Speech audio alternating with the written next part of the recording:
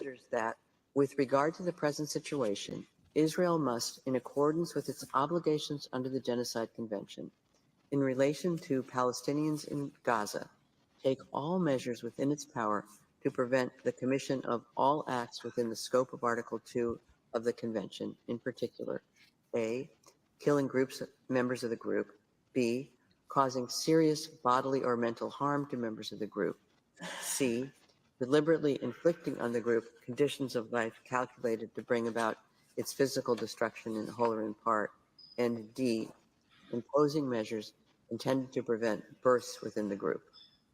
The court recalls that these acts fall within the scope of Article 2 of the Convention when they are committed with the intent to destroy in whole or in part the group as such. The court is also of the view that Israel must take measures within its power to prevent and punish the direct and public incitement to commit genocide in relation to the members of the Palestinian group in the Gaza Strip.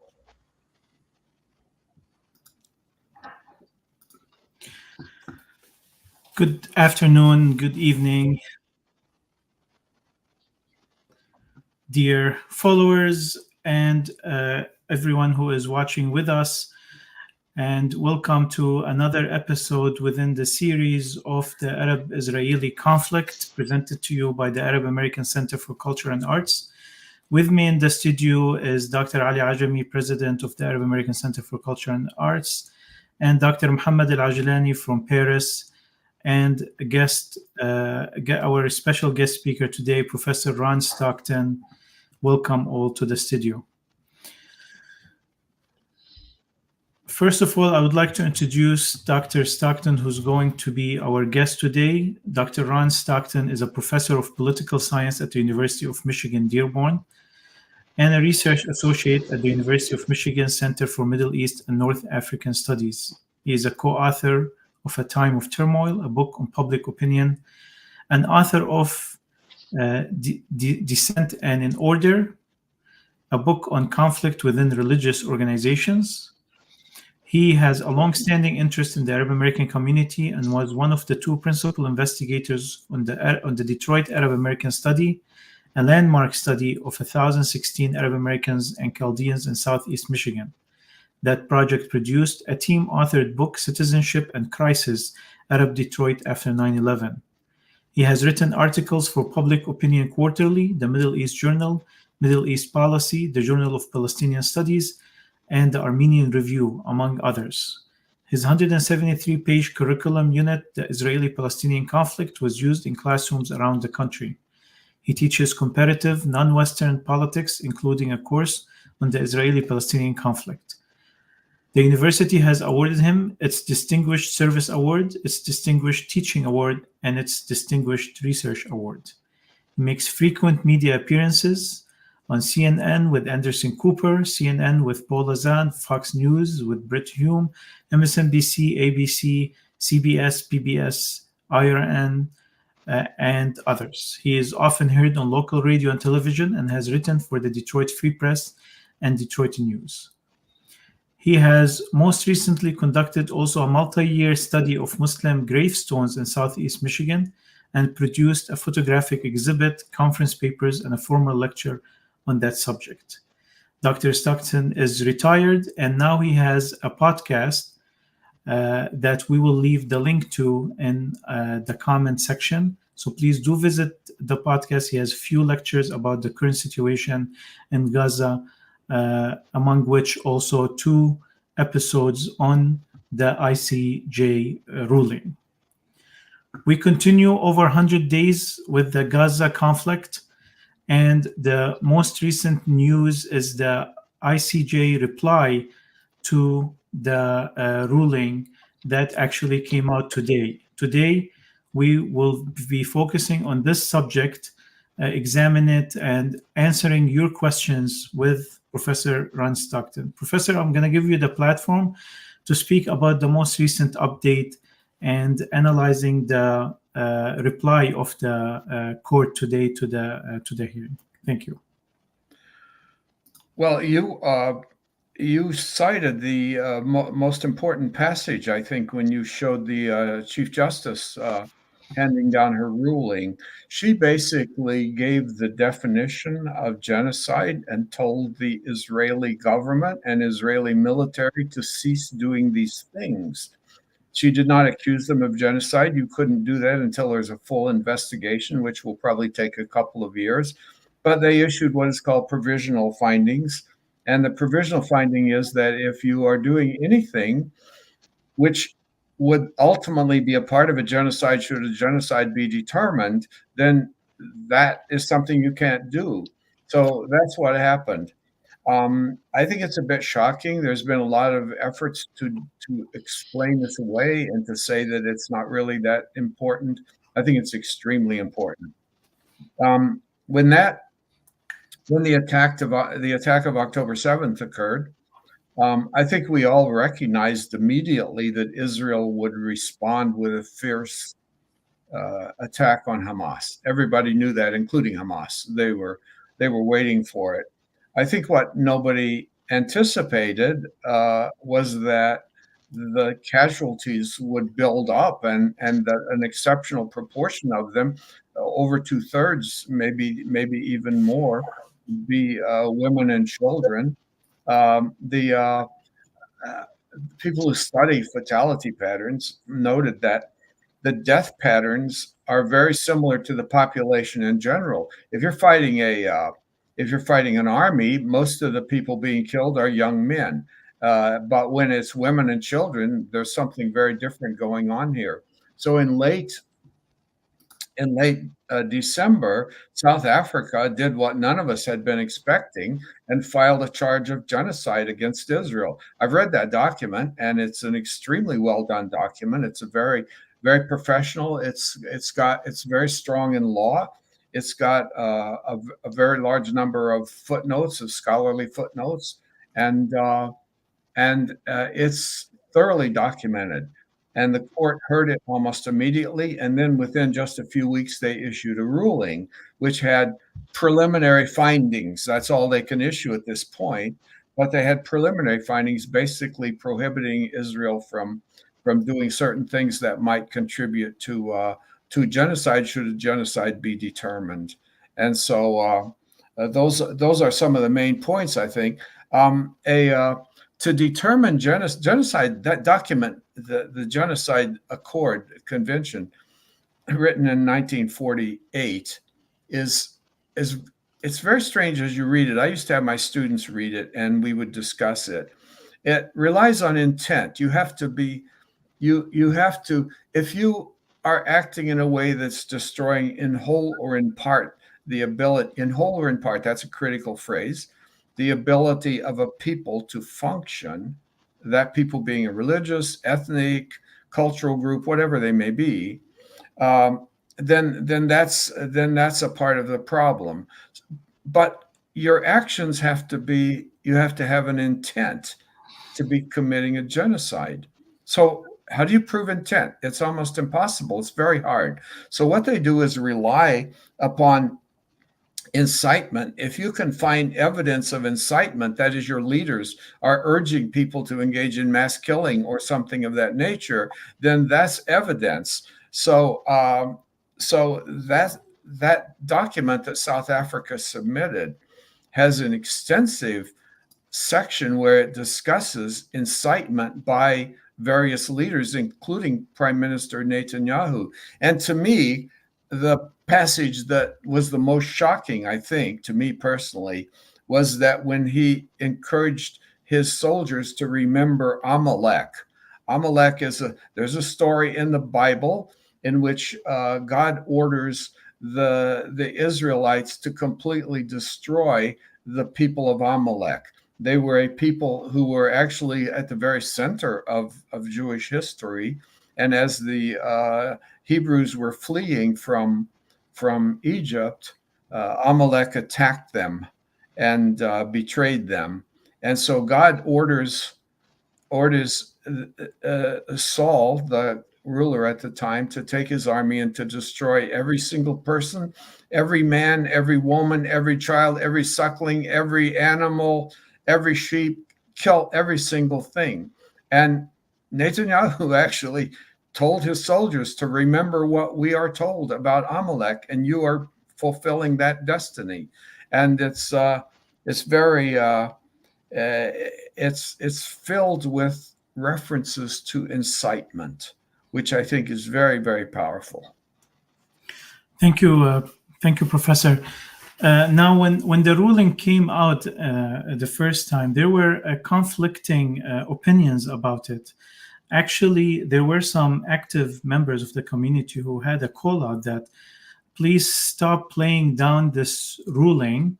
It is actually a victory. It's just the language might not be satisfying for people who are looking for some sensationalism, but it is actually considered a good step in the fight against genocide in general, and a good step specifically for the protection and the recognition of what's happening with the Palestinians in Gaza. What is your take on that? Was the language sufficient from a legal perspective, or was it? Yes, Yes, go ahead. the language is very powerful. I think a lot of people were disappointed because there were two things they were hoping for. One is that the court would use the word genocide, but it's like a court hearing. You can't have a conclusion until you've had the trial. And in a sense, they haven't had a trial. They've had a preliminary hearing. So the court was never going to use the word genocide. That's going to take them. It's very serious. It's a very, very serious word. And they're going to take probably 2 to 3 years of investigation before they can conclude anything. I think the second thing people wanted was a ceasefire order to put down your weapons. But I think the people on the pro-Israeli side, I think, made some good points here, that Hamas started this war and they have pledged themselves to continue fighting us. And if we're ordered to put down our weapons, we're not going to do it anyway, because this is a threat to our population. So there was no way that the court would give either of these things, the use of the word genocide or a ceasefire. They're not going to do that. So people who were wanting those two things didn't really understand what the process was and what the court should do. So I think this was if you're looking for a victory, I'm sorry to say, but there's no enforcement mechanism.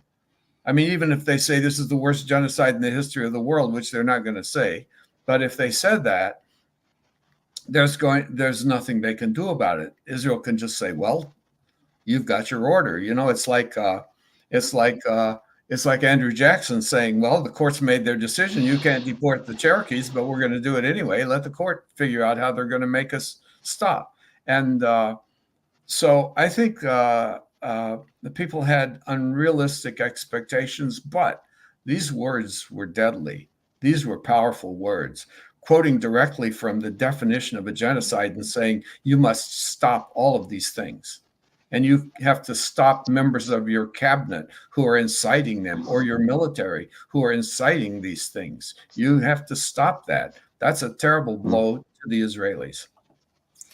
Now, as far as if we go back a little bit to the definition of genocide, Professor Stockton, which you have a lecture about and a podcast from 2020 that you recently also reposted on your podcast. This question still comes up. Some individuals might reject calling the acts that are taking place in Gaza as genocide. Although this indiscriminate and intentional targeting of mass of civilians as a political punishment or as a political pressure on the group that reckons itself as resistance, or Israel sees it as a terrorist group within Gaza, that itself is, it defies the rules of the Geneva Convention and other rules, and it also falls under various definitions of a genocide as it was established in 1944 and beyond. What's your take on that? When there's a whole body of what's called international humanitarian law. This all flowed out of the Second World War. Suddenly, the world community, the new United Nations, decided we really need some rules. When you go to war, wars happen, you kill people, that's what happens, but you can't just do what you want to do. So they, for example, both the Japanese and Germans did experiments on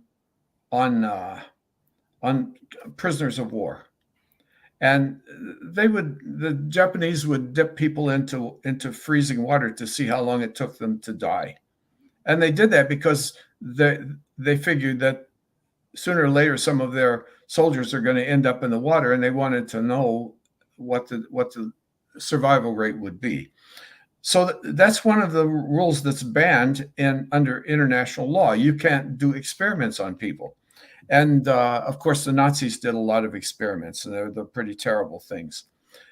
We think of the Holocaust, but in fact, the Holocaust, it's called a continuum. You know, the founder of this concept, Raphael Lemkin, who invented the word genocide, he said there's a continuum, like a line. The very end of that line, the very worst example is the Holocaust, where the goal was to kill everybody. But he said along that line, there's a lot of Holocaust definitions which don't reach that goal. Nobody suggested that the Israelis are trying to kill every single Palestinian. That's not even the worst polemicist hasn't made that accusation. But although the Israelis make that accusation against the Palestinians, but these are war crimes that are defined. And many people, one of the criticisms of South Africa was, why didn't you bring a charge of war crimes? The Palestinians had earlier asked that there be a hearing on war crimes against the Palestinians. Well, for example, using disproportionate force. If someone throws a rock at you and you shoot them, that's not an appropriate response for that action. And so that would be a war crime.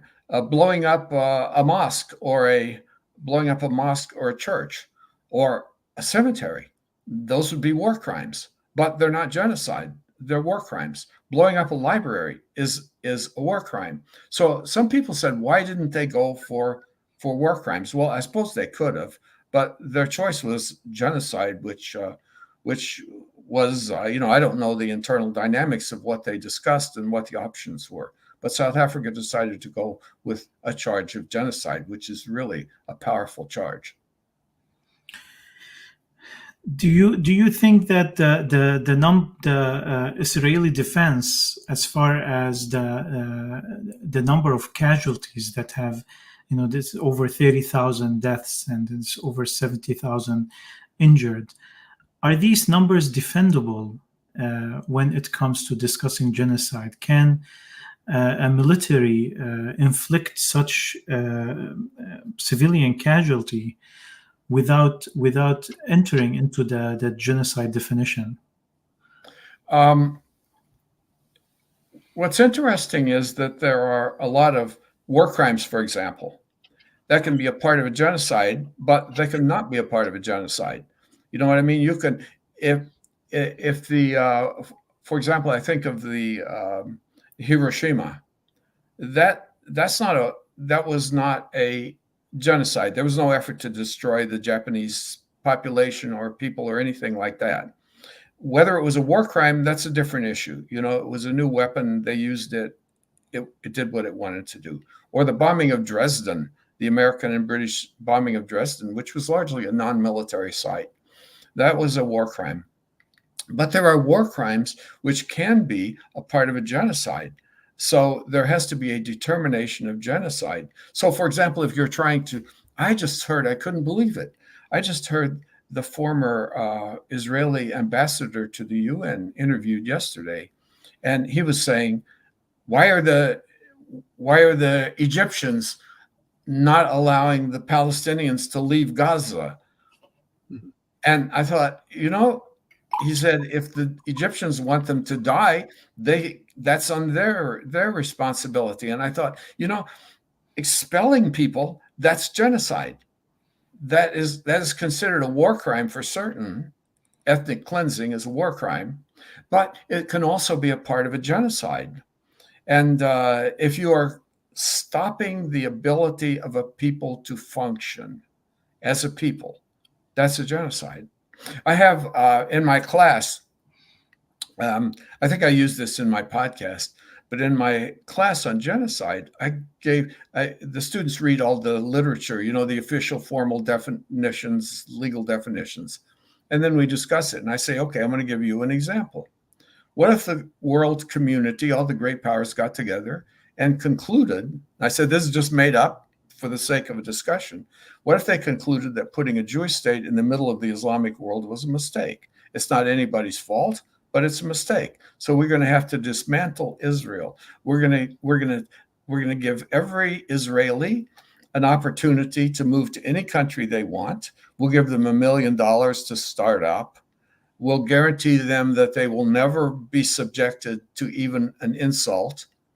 We're making this up so we can make up whatever we want. Not everything will be moved. There won't be one broken piece of China or anything like that. This will be a completely zero damage process. All that's missing is Israel. It no longer exists. Now, based on the definitions, is that a genocide? Most people assume it takes massive killing to have a genocide. But I just gave you an example in which a people cease to exist, but there's zero harm. So is that a genocide? I kind of think it is. If you exterminate a people, I think what Americans did to Africans was a genocide. And just theoretically, what if not a single African had died still in that process of being enslaved and whatever? What if nobody had died, a single person? Still, that would have been a genocide. Why? Because they ceased to they lost their identity. They lost their homeland. They lost everything. And so I think this is I like teaching this unit. I didn't like teaching it because it's such a depressing thought, but I like teaching it because it's so intellectually challenging to finding exactly what is a genocide. And my students liked it too. They thought it was very, very challenging and provocative to try to understand this term, which we use so casually. Professor, after the Rwanda genocide, President Clinton said that the world has interfered late, and we pledge that this will be the last genocide that we will allow on our watch. And after that, several incidents has happened on Earth, or situations where you can call genocide, or at least presume that it can be genocide.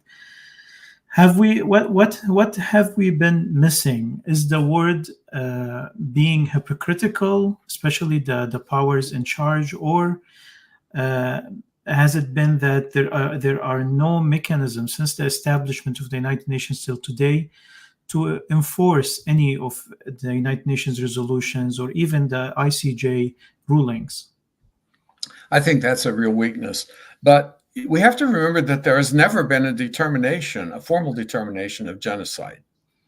The word was used in... You mean Rwanda?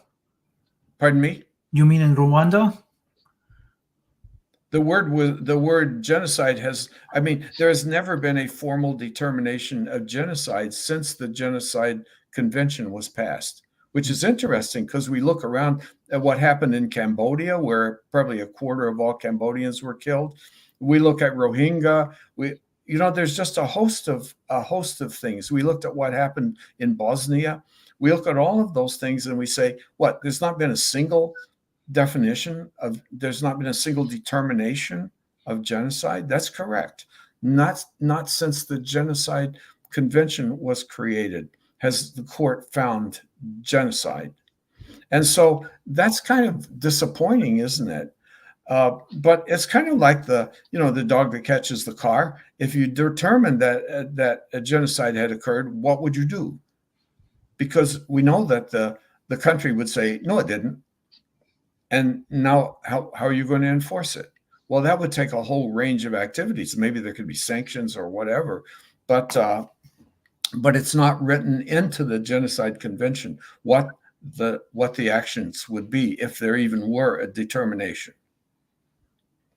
Some activists are saying that some of the repercussions of the ICJ ruling, if it reaches to a point where it actually convicts for genocide, that a lot of the officials, administration, the Israeli administration, will be wanted for war crimes. It will create a lot of problems diplomatically for them, for traveling and trade, etc. It will create a lot of legal problems. Also, it can also lead to other people and countries who were involved. So, do you think that the Biden administration can be next on the ICJ? I know that there is a lawsuit already nationally here against him, but do you think that that would be a case that would be raised to the ICJ, and should the Department of State be worried? This is very dangerous. You don't have to wait for a determination of genocide. If you accuse someone of a war crime or of complicity in a war crime, they can be charged in the international courts, and that goes into effect immediately. Now, the question is, would anybody enforce it if President Biden were charged with complicity in genocide, which might happen? Somebody might file such a charge against him. Or if Netanyahu were charged, would the next time he flew into a foreign country, he theoretically could be arrested? And because of the principle of the universal jurisdiction, that is, if this is an international crime, then any place in the world you could be arrested. So that's I think that's a realistic thing that might happen. And I know the Israelis have told several of their top military commanders not to go overseas because they would be exposed to possible arrest. And that happened before October 7th. That's something that happened because of the previous major war, as you'll remember, your listeners will remember, during Ramadan. There is a concept of complicity, which applies to, mostly it's meant to apply to people within your country who aren't doing the acts of genocide, but they're sort of sympathetic or supportive or something. I don't know. It's not well defined as far as I've seen definitions. But complicity is something that could be an issue that would come up. And I've heard that accusation being made against Joe Biden. Those people who chant Genocide Joe, they're suggesting that he is complicit. He's a partner to all the crimes that may be done by the Israeli military or political leaders. I don't know how this would work out, but definitely someone could be arrested. I just cannot imagine the president of the United States being arrested, even if he were charged, and even if he appeared in London and in the airport in London and somebody tried to arrest him. I can't imagine that would be allowed to happen. Because of immunity? No, just because he's the president of the United States. Mhm. They're not going to arrest him, I don't think. Yeah, that's exactly. Before I continue with other questions, Professor, I'd like to open the floor for Dr. Ali Ajami, Yeah. Dr. Muhammad, and any of our listeners if they like to jump in. I didn't go into the details of the court proceeding because Dr. Stockton has already went through it in details on his podcast, Stockton After Class. You can find it in any of platforms, Spotify, iTunes, etc. I put a link in the comments, and please follow that podcast. Listen to it in your car. It's very informative. Dr. Ali Ajami, تفضل. Yeah, Doctor, I just want to elaborate on something you mentioned. You know, I'm telling you this by experience. I've been living in Lebanon, the Middle East, all my life. Israel never recognized an international law, never implemented, never respected. Why do you think we might think that the Israelis, if any decision pops up from the ICJ, they might recognize it or implement it or respect it. I don't think they would. It's going to So, take 2.5 years or so before any determination would be done. But when that came down, is there any reason to believe they would respect it? I don't think they would. so why then? Why are we doing all this lot of blah, blah, blah, blah, talking, and then by the end, the party that he's accused is not going to implement it? Well, I think there's something good. I think the hearing itself is good. I think that document, which I think is 40 pages, single spaced, and most people are not going to bother to read that. But a few hundred people have listened to my podcast already, and I would hope that more would. And I'm giving them a short, 40-minute summary of what's in that document. I think that document, even if it hasn't been read, it's had an enormous impact around the world. I think Israel's reputation is in shambles. It was before, perhaps, but this document has added a depth of seriousness to what people were suspecting all along. And look what it's done in our own country. It's the whole process has created a political upheaval that, I mean, I live in Dearborn, and a group of people from the president's campaign staff wanted to come and meet with Arab Americans, and they refused to meet with them. That's unprecedented. I mean, you know that political leaders, leaders of ethnic groups, they're always supposed to meet with people to try to maneuver, try to get something out of them, and they're refusing to do that. And I think if you look at public opinion, this war has produced a catastrophe.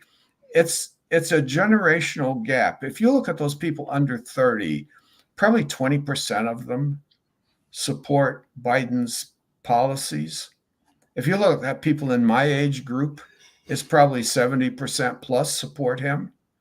I mean, people can't even talk to their grandkids. And I think probably parents and grandparents and kids are probably smart enough to avoid those conversations unless they happen to be from families that talk politics. By the way, I would point out that one of the first countries to ratify the Genocide Convention was Israel. One of the last countries to ratify it was the United States. And that was because Strom Thurmond, you remember him, he was a very racist senator from the South. He said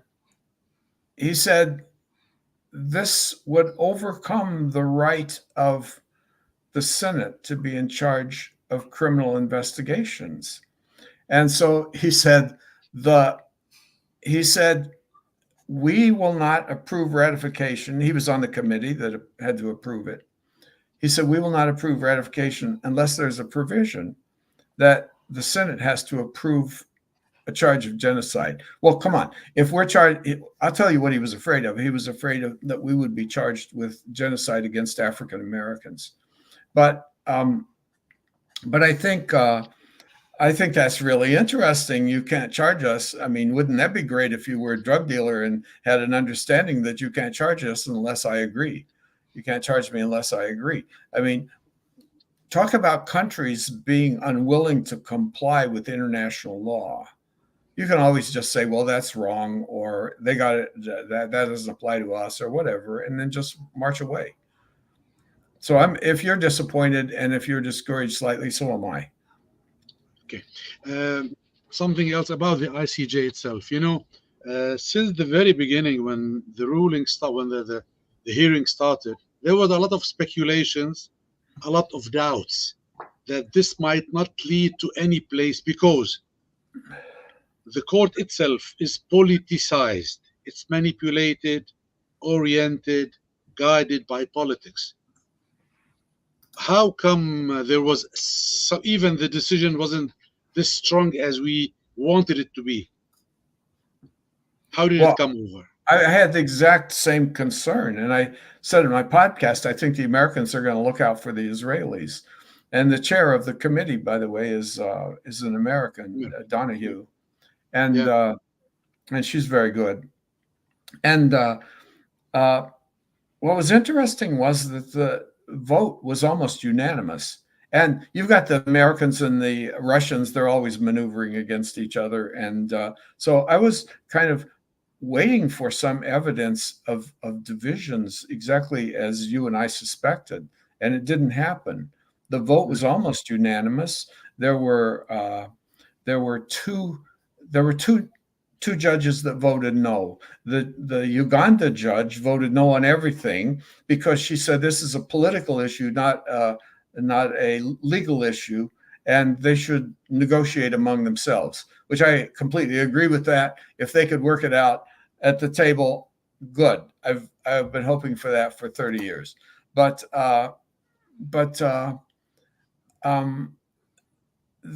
the other judge was the Israeli. Each of the two parties in a genocide case get to appoint a judge for their own to represent their own perspective.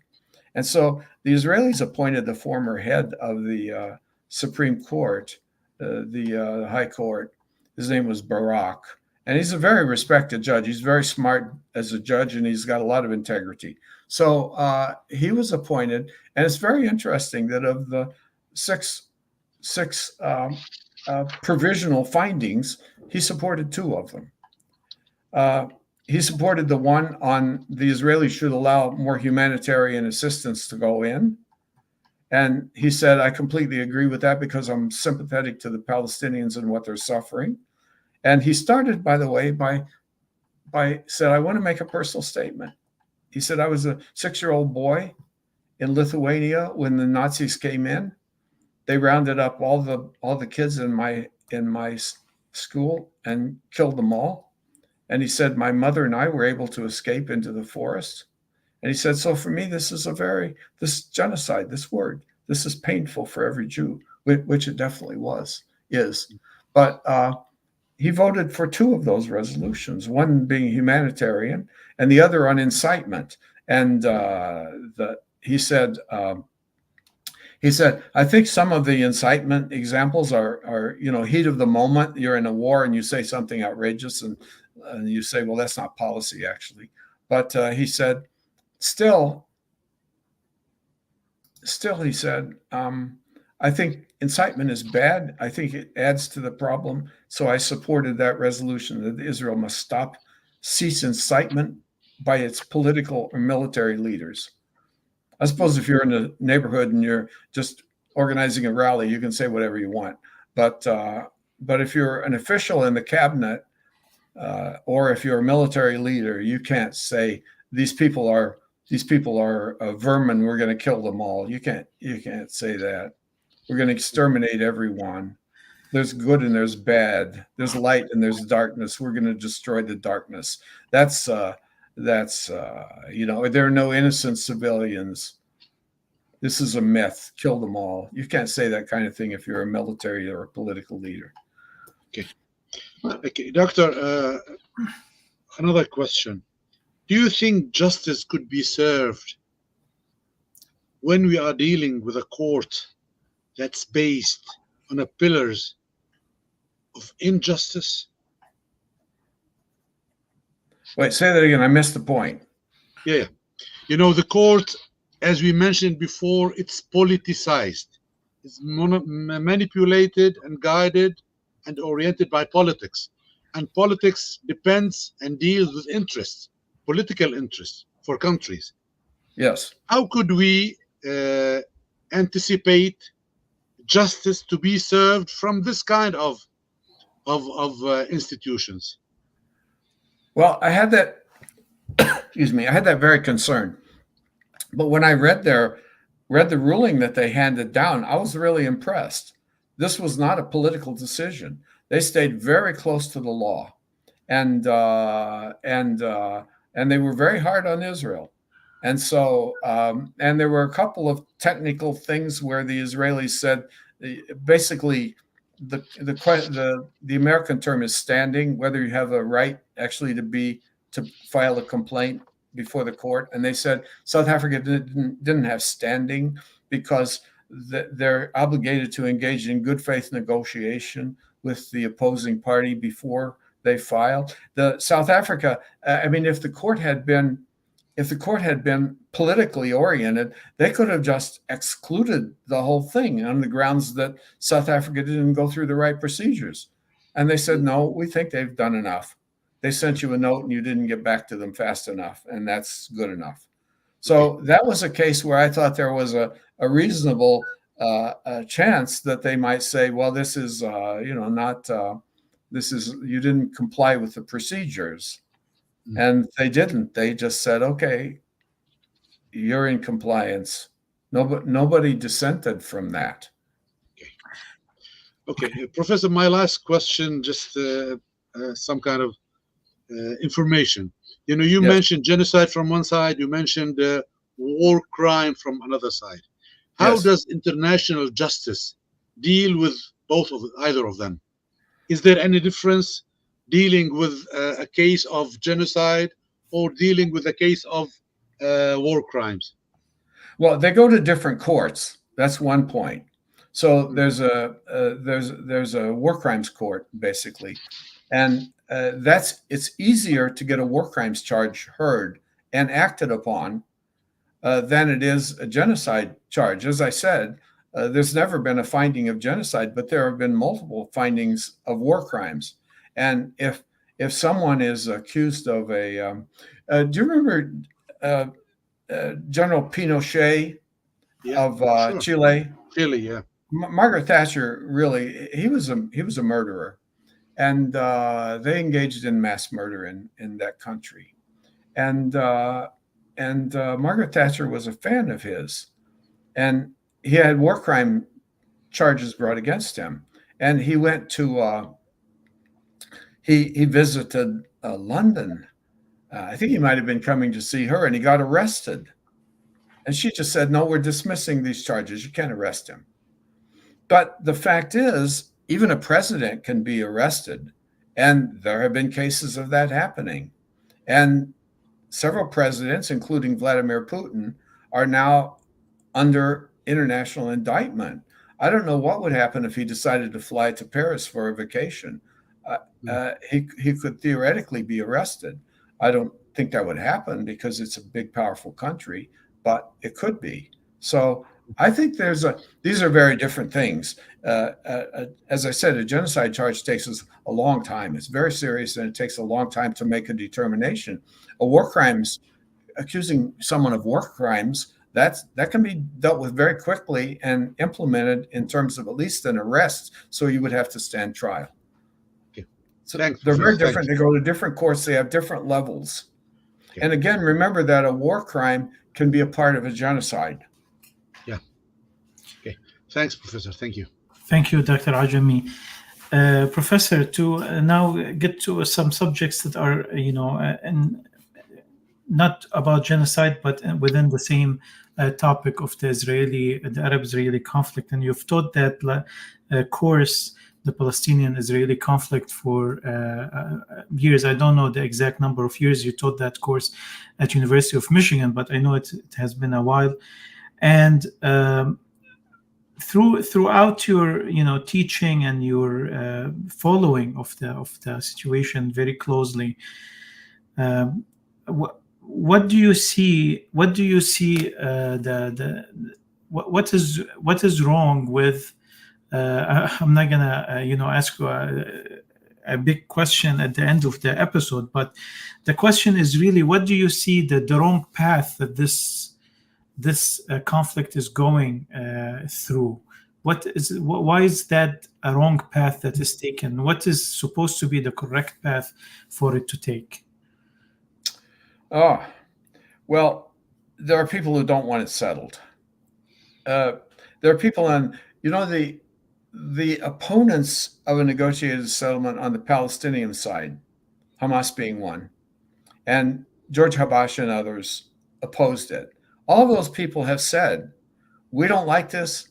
We think it will fail. We think the Israelis and Americans are tricking you, but if you work out something, we're not going to oppose it. So that I think that's interesting. From the Palestinian opponents are willing to live with something they don't like if it produces a Palestinian state and if most Palestinians are happy with it. On the Israeli side, there are people willing to go to war against their own country because, for whatever reasons, religious, national, whatever, they think they should control the West Bank. And now we're seeing Gaza. You got a rally last weekend of 3,000 people, including, I think, 14 members of the cabinet, talking about resettling Gaza. They're actually looking at moving the ethnic cleansing. They're going to move the Palestinians out to Egypt or wherever, and they're going to resettle it as they see it as a part of the Jewish homeland. So those people, my own country, I have to think of my own country. We Americans dealt with settlers. We know all about settlers. How many times did our country sign a treaty with the Cherokees or someone else and say, we will guarantee this land is yours forever and ever. The Great White Father in Washington has personally signed it. This will be your land. And then what happens? 2 weeks later, some white settlers go in. They get shot, and then what happens? The settlers say, "We're white. You have to protect us." And the army goes in and disrupts overturns the treaty and evacuates or kills or whatever. We know that. Settlers are mean as snakes. Settlers will engage in uprisings. We saw that in Algeria when the French government decided to give Algeria its independence. The settlers rose up. That happened in Rhodesia, Zimbabwe. The settlers refused to accept a settlement. And so I think on the Israeli side, there are people who say, we will never accept this, and we will go to war against our own people if you try to impose it on us. And given the Israeli political system, cabinets are all unstable. So if a prime minister says, no, we're going to close down those settlements, then they're going to be out of power within the end of the day. They'll be done for politically. So, and then you've got someone like Netanyahu, who's a demagogue and is willing to, sup with the devil to get what he wants. So, and there are no political pressure internationally for resolving the situation. So, the right wing keep taking over. Yes. By the way, in about 2 weeks, I'm going to post another podcast. I found a statement by Hamas explaining their logic. It's called the Hamas narrative for the Al-Aqsa flood. And it is so fascinating. I had heard contradictory statements by Hamas leaders. They don't have a clear leadership at this point. You got people inside and outside and different leaders. But this is their official statement. And so I will be posting that in probably 2 weeks. But it talks about all of the options that were there.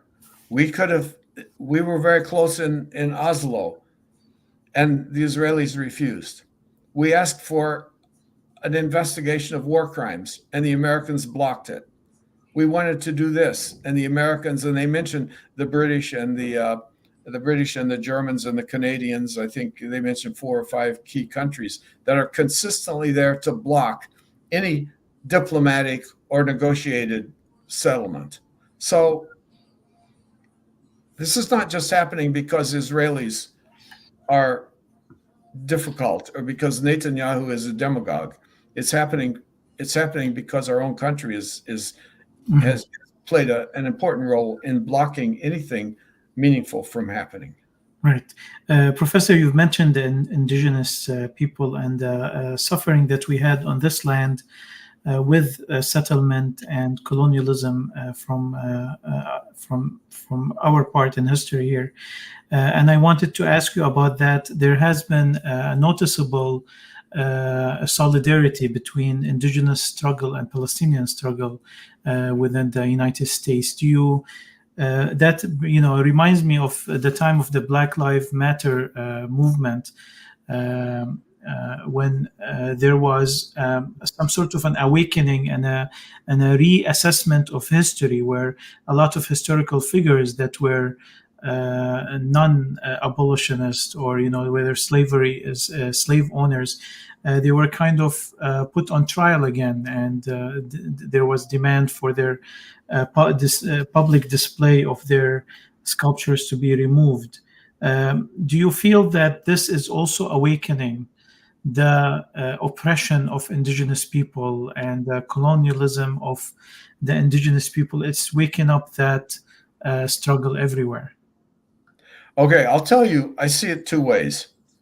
The Hamas document, which I will be posting soon, the podcast, makes exactly this appeal. All of you out there who have suffered from colonialism and Western oppression, join us in a struggle. And so there's some of that. But going back to those protests, when the George Floyd, when the Black Lives Matter protests occurred, if you looked at the marchers, they were all black. When it got to the George Floyd protests, they were mixed. White kids were in there. And I remember Barack Obama mentioned that. He said, this is amazing that the white kids are out there marching with the black kids in favor of justice for black people. And so I see something amazing happening. Young people, regardless of their age, get their information. Part of this has to do with the fact that I mentioned earlier, that only 20% of young people under 30 support Biden's policies, but 75 or 80% of those in my age range do. Why is that? It's because young people don't pay attention to the news sources that I have. I watch the television news. They don't watch the television news. They go to TikTok or or YouTube, or they watch podcasts out there, and they get their news from a totally different way. Plus, young people, unlike my generation of people, I never met a black person until I went to college and had a black roommate. But today, young people are mixing. Everybody's got a friend. Every white kid has a friend who's Hispanic or black or Arab or something, according to whatever neighborhood you're in. But they've all got something there. And I think those Biden people who think, oh, we got to come back and win back the young Arab Americans, they're missing the point. It's not just the Arab Americans. They got to go to Livonia, where there are young people who are not Arab Americans. They got to go to different places. It's costing. It's a big change that's occurring, and I think it's going to change the country. Mm-hmm. And then brings me to the next question. I'm going to try to summarize for the episodes coming to an end. As far as the next elections and the threat of the Democrats losing the elections due to a big part of the reason is the situation in Gaza and how the administration handled it.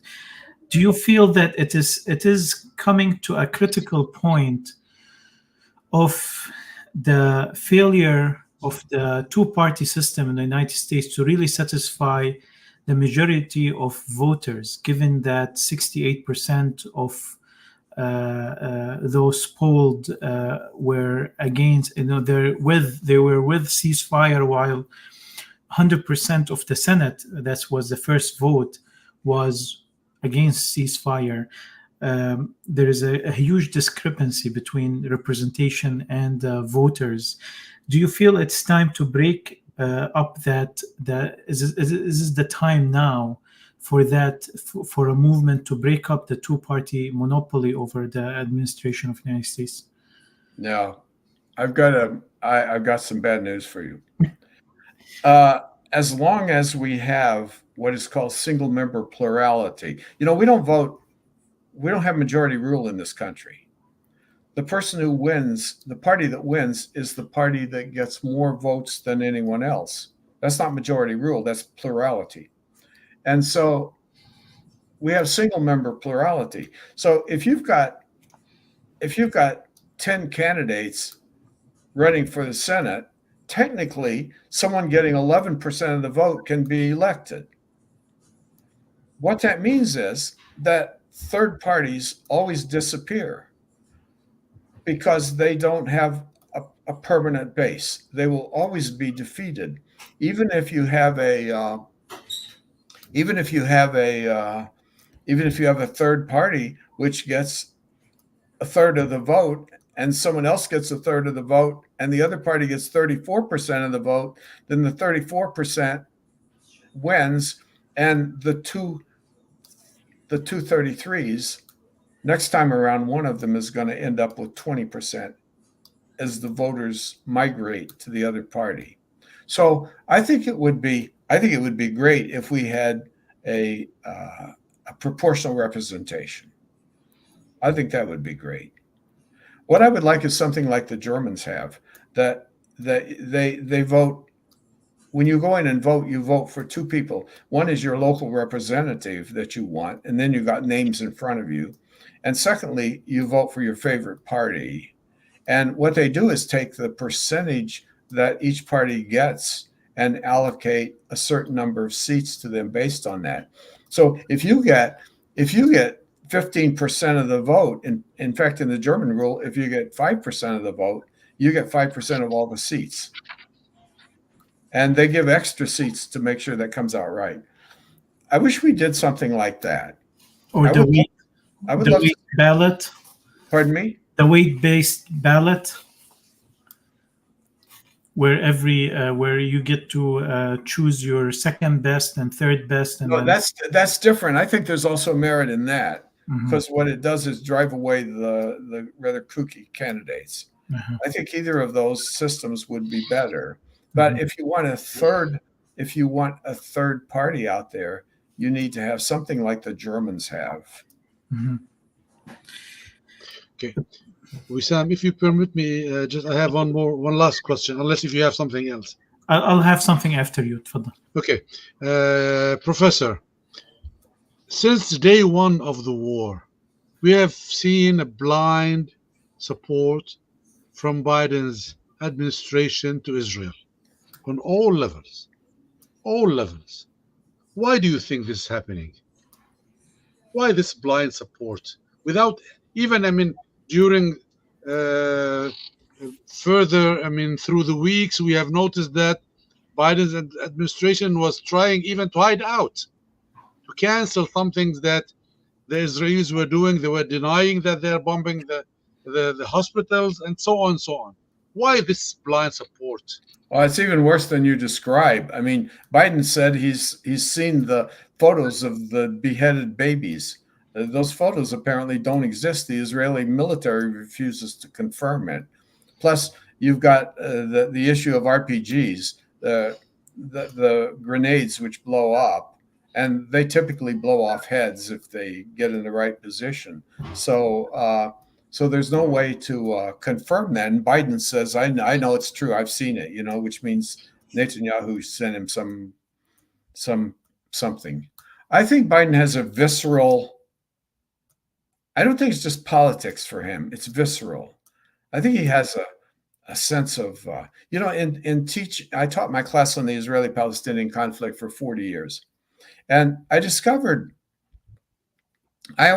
when I started teaching, I thought, okay, I'm going to have big trouble here. I'm going to get Jewish students and Arab students getting mad at me. And it never happened.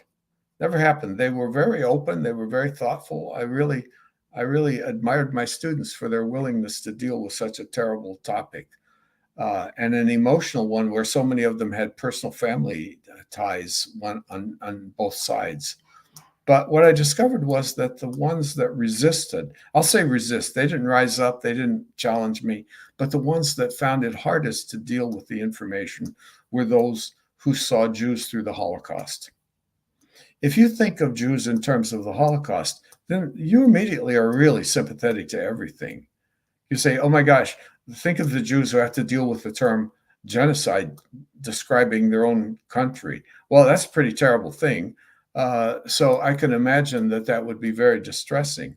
But I think Biden, I think, is viscerally, instinctively pro-Israeli. I think that's the case. You got other people who are think of in Michigan, if you're Michigan people, the Democratic candidate Elise Stefanik, who's running for Senate. She's Jewish. She's very pro-Israeli. She spoke very strongly about Israeli at the beginning of the war, and then suddenly she's out there calling for a ceasefire. Yeah. Why did she do that? Well, I think she. I respect her her willingness to change positions, but I think she probably did a poll, and they said, you're having trouble with this Yeah. with this issue. So I think there's sometimes politics. I think in the past, of Henry Kissinger, who was trying to get the Israelis to pull out of the Sinai. And if you remember, there's a pass there, and he wanted them to pull back beyond the pass. That would be the first phase of a pullback. And as he said, they were all convinced that I was going to betray them. And here's Henry Kissinger, a survivor of the Holocaust, and they said he was convinced that I was going to betray them. And he said, I suddenly said to myself, I'm not a psychiatrist to the Israeli cabinet. I'm the American Secretary of State. So I told him, pull back. This is in his memoir. And I think it's very interesting. We had people like James Baker, if you remember, George Bush and James Baker. Baker was one of those people, he was like Sonny Corleone, don't mess with me. I'm bigger than you are. Don't mess with me. And I don't know. I wonder if we had different personalities. Would somebody say? And that's what Biden is not doing it. That's what Mr. Biden is not doing it. Yeah, he's not doing it. I don't know. Professor, do you think that the authorization of the military operation that took place in Yemen without the permission of the Congress, due to an act that the president can authorize something that protects American ships, although American ships were not threatened, only Israeli ships were threatened at that point. What do you think of that? Yeah, the War Powers Act, which was passed after Vietnam ended and people were really upset. They said, you can't just go into war. You got to come to the Senate and you need to keep renewing it. If we give you authorization, you got to come back later and get another authorization. And so I think that was written specifically in a way that it's not enforceable. It was written specifically with so many provisions under emergency circumstances. If the president so decides, those kinds of phrases are in there to allow the president to do what he wants. So I'm not surprised that he just said, okay, I'm authorized to do this because there's a danger and I'm the president. So I don't like that. I don't like that, but that's how that has always worked since the very beginning. So you don't think anyone will challenge him legally in Congress with that? No. Okay. I have a final question, Dr. Ajami. The final question is actually about something that happened today, and this is also emboldening the movement and awakening, really, activism among students of all creeds and about all kinds of topics, really. Today, the University of Michigan Faculty Senate Assembly passed a divestment resolution. What's your reaction to that? Oh, that's interesting. So they did. I'm kind of surprised. Do you know the vote? I don't know the details, but it's on the Michigan Daily. Yeah, I think 50 members vote for. 50. They all voted in favor of it? Yeah. That's amazing. They call for a ceasefire. No, for divestment, actually. Oh, for divestment? Oh my gosh. Yeah, I tell you, my campus has twice, our student government has twice passed divestment resolutions. Once, maybe maybe 20 years ago, and once maybe 5 years ago. And I remember 20 years ago when the first time it was passed, the head of the student government was in one of my classes. So I said to him in the class, I said to him, okay, let me ask you something. I said, you know that not even one region is going to pay any attention to this, and they may not even be willing to receive it. They may find some way which they say, we don't even want to talk about it. You know this, and I know this, and everybody in the room knows this. So why did you pass this resolution? I thought that was a really good question. And he said, well, I passed it because I think it's good to keep raising the issue over and over again and making the power structure decide what they want, how they want to deal with this. And I thought, okay, that's about the best answer I can think of. There are times when you know you're not going to win, but you do it anyway. Why do you do it? You do it to raise the issue, and because doing it is better than not doing it.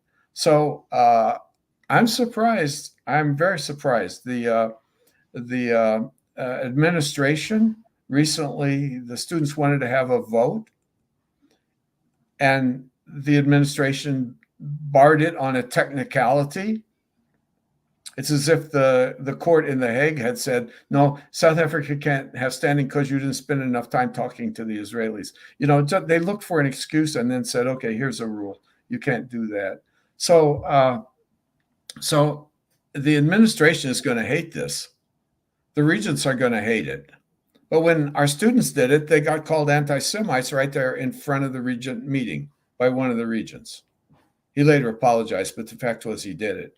And so I think that's I had not heard this. This is quite an interesting development. Here's a quote. Members of the committee put forth a motion to refer the current resolution to the Financial Affairs Advisory Committee, which after a vote of 22 yes, 35 no, and 3 abstaining did not pass. A following motion to change the language of the resolution from invest in to profit from passed with 37 yes, 15 no, and 5 abstaining. So I wrote, the Presbyterians had a motion to sell shares in 5 companies that profited from war. And they had a longstanding policy, 20, 30 years policy, that they could not invest in anything that made profit from war or conflict. So they wanted to sell United Technologies and Caterpillar and a few other companies. And the reaction was amazing. I published 3 articles on this. They tried 3 times to get this passed. And finally they passed it by 4 or 5 votes out of a few hundred. But I thought it was really interesting, the furious resistance that they encountered, backed by the Israelis. Netanyahu even once issued a public direction to American Jews, urging them to calling this anti-Semitic and urging them to resist this. So I'm surprised this happened. I'm surprised this happened. My colleagues, I was on that committee once, and they're kind of cautious, about what they do. Is this enforceable? The Senate, the faculty Senate? No, it's not enforceable. That's a good question. I'll tell you why. Because the people who are in charge of investing say we have a fiduciary obligation to maximize return. So what that means is we can't sell Caterpillar if it's making us a lot of money. So that's going to be their argument. That's the encounter that the Presbyterians encountered, the argument. But I think it's very powerful for a symbolic reason. It's not going to make any difference. Think about it. If they sold every single thing that invested in, Ford Motor Company is in Israel.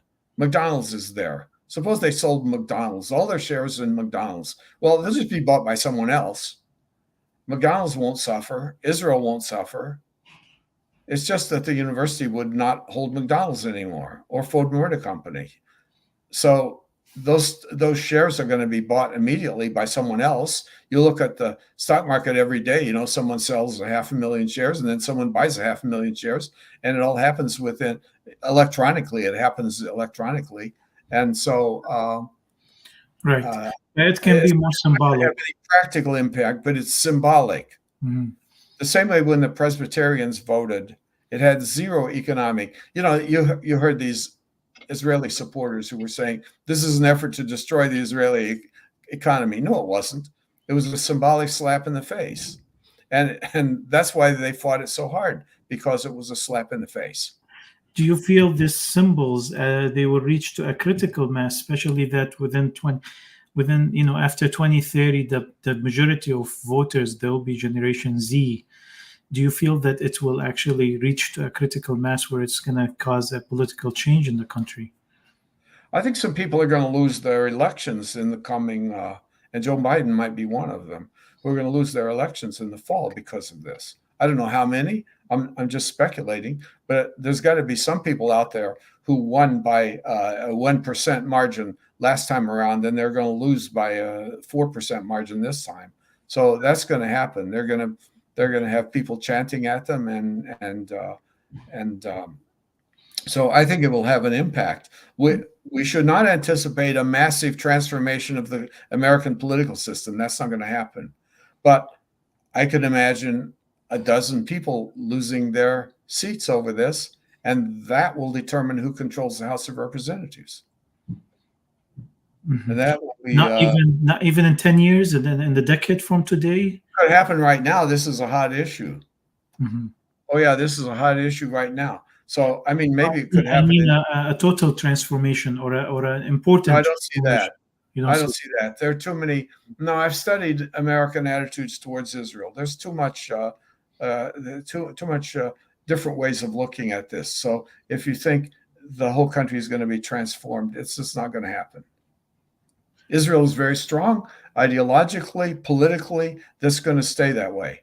But who knows what will happen?